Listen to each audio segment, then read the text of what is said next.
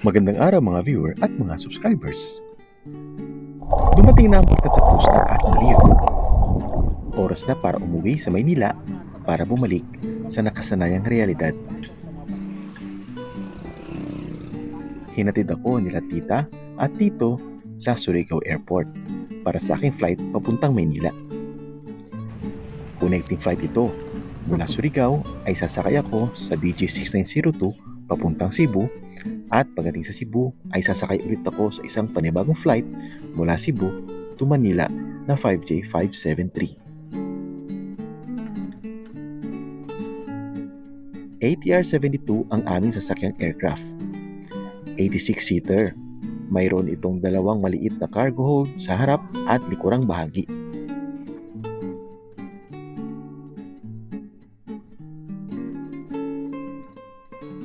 Sa Pilipinas, ang Cebgo na operated ng Cebu Pacific ang may maraming ATR fleets.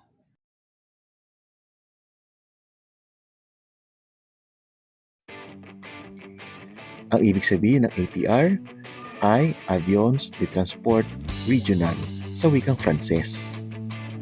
Itinatag ito noong 1981 matapos ang joint venture sa pagitan ng Airbus at Leonardo.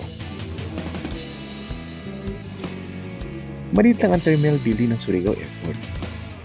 At mga maliliit na eroplano lang din ang kaya ng runway nitong airport nila. Boarding time na. Kasabay ng boarding namin ay ang pag-load ng bagahe at mga cargo. Unang kinakargahan ang harapan at kailangan magkasakay na muna ng pasahero ang harapang bahagi hanggang sa kalahati ng ATR bago makapagkarga sa likurang bahagi. Ito ay upang maging balanse ang bigat dahil kung mas mabigat sa likod, maaaring umangat ang unang bahagi. At kapag nangyari ito, ay maaaring magka-damage ang aircraft at hindi na makalipad.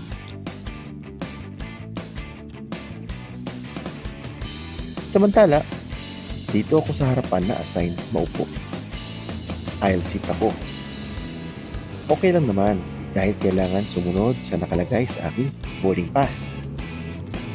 Buti na lang at klaro pa rin naman sa camera ang view sa labas. Matapos makumpleto ang boarding procedures at ang safety demo ng cabin crew, ay nagtaxi na kami papunta sa runway. At pagkalipas ng ilang minuto, ay tuloy na kaming lumipad sa ere. Bye for now, Surigao. See you again sa piyesta sa September.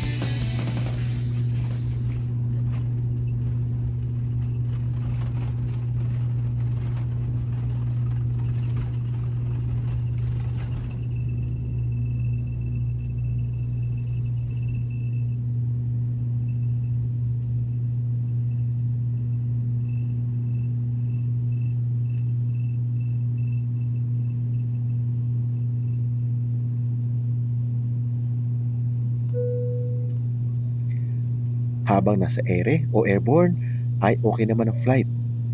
Clear ang kalangitan. Walang alog o turbulence na naranasan. Maganda din ang view. Kitang-kita ang malawak na karagatan ng Visayas. More or less 45 minutes lang ang tagal ng lipad mula Surigao papuntang Cebu. Nang malapit na kami sa Mactan Cebu International Airport, ay natanaw ko na sa bintana ang pinakamahabang tulay sa Pilipinas, ang Cebu Cordova Link Expressway o CCLEX. Sinubukan kong kunan sa cellphone camera pero hindi ito klaro. Tahimik pala sakyan ng ATR kapag lumilipad. Hindi siya kasing ingay ng inaakala ko. Hindi rin puro ang flight na ito. Maraming bakanting upuan pero di na ako nag-request na magpalipat dahil nahihiya ako magsabi sa cabin crew.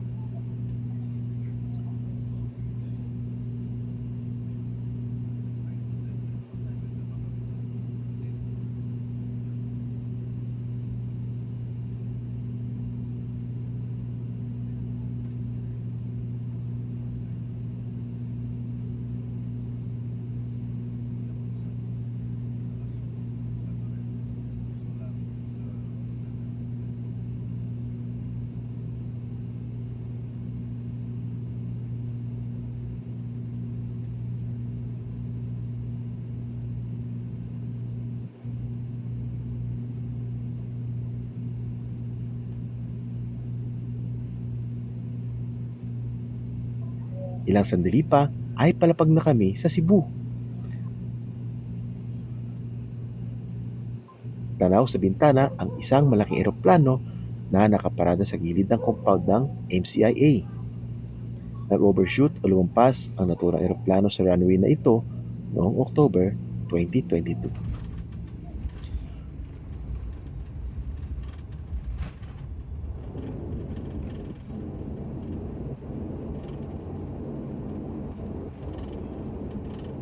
Welcome to Mactan Cebu International Airport.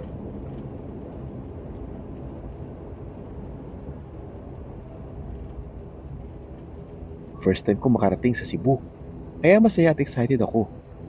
Salamat po Lord dahil naging maayos at ligtas kaming nakarating dito sa Mactan Cebu International Airport.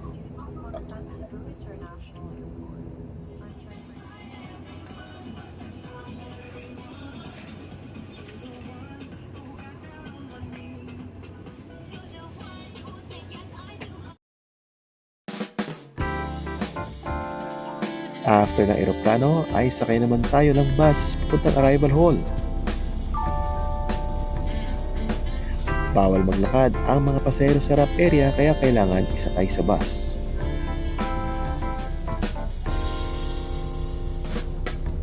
난 구름 위를 날고 있어 아래엔 간혹 도시가 보이고 그 도시에는 또 다른 내가 하늘에 떠가는 비행기를 올려다보고 있겠지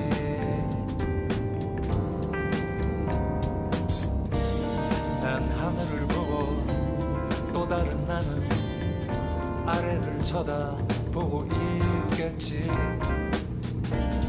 묘한 짜릿한 그 속에 머물다 보면 어느새 제주 행비해 신비한 세계로 나를 이끌고 거짓말처럼 하늘을 날며 어느새 제주 바다가 Pagdating sa arrival hall ay diretso na sa transfer desk para sa aking connecting flight papuntang Maynila. First impression ko dito sa Mactan Cebu International Airport ay maganda, malinis, high-tech ang ilang mga facility, mabango at mababait ang mga staff mula security, janitors, store o shop crew, check-in personnels at gate agents. Habang waiting kung may bakanteng upuan sa aking connecting flight, ay nag-ikot-ikot muna ako dito sa Mactan Cebu International Airport na dati ay napaparod ko lang sa mga vlogs ni Mitch Yap.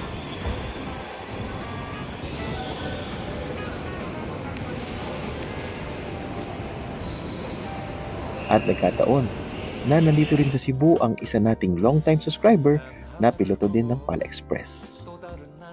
Kami ay nagkwentuhan sandali at nagpa-picture na rin ako sa kanya. Konduktor pa lang daw ako ay nanonood na si Sir sa mga vlogs ko. Salamat po Sir Alan sa panonood sa aking mga vlogs. Safe skies, always, sa inyong mga flight. Sumapit na ang aking boarding para sa 5J570 patungong Maynila. Airbus A320neo ang aking aircraft this time. Mag-aalas 8 na nung nag-boarding. Kung sa ATR ay nasa harapan ako, this time nasa dulo naman at still aisle seat. Window seat sana, pero nakiusap ang isang pasahero na makipagpalit. Pumayag naman ako dahil maliit na bata ang kasama niya at mahirap itong bantayan kung hindi sila magkatabi.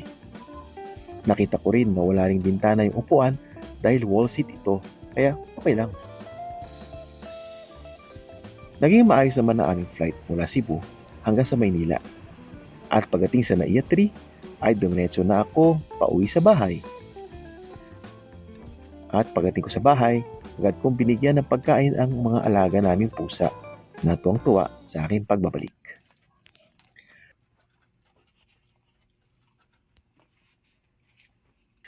Balik trabaho na ulit ako sa susunod na araw matapos ang maikling bakasyon.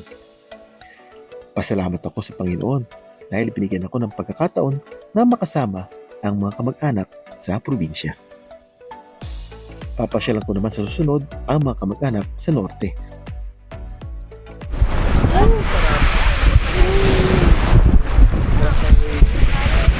Hanggat may pagkakataon, ay pilitin nating bisitahin ang ating mga mahal na tito, tita, lolo at lola, nanay at tatay at iba pang mahal sa buhay sa probinsya.